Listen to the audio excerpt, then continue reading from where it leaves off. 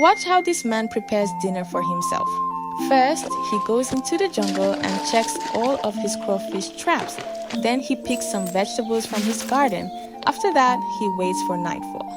As soon as it gets dark, he goes out fishing and catches a lot of fish with the help of a torch. The next day, he takes a lot of vegetables and meat, mixes them well with spices, and prepares a filling to make dumplings.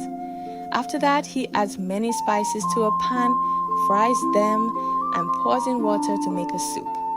Then he carefully boils all of his dumplings, and once they're cooked, he adds them into the soup. And just like that, his dinner is ready. Would you also like to try something like this?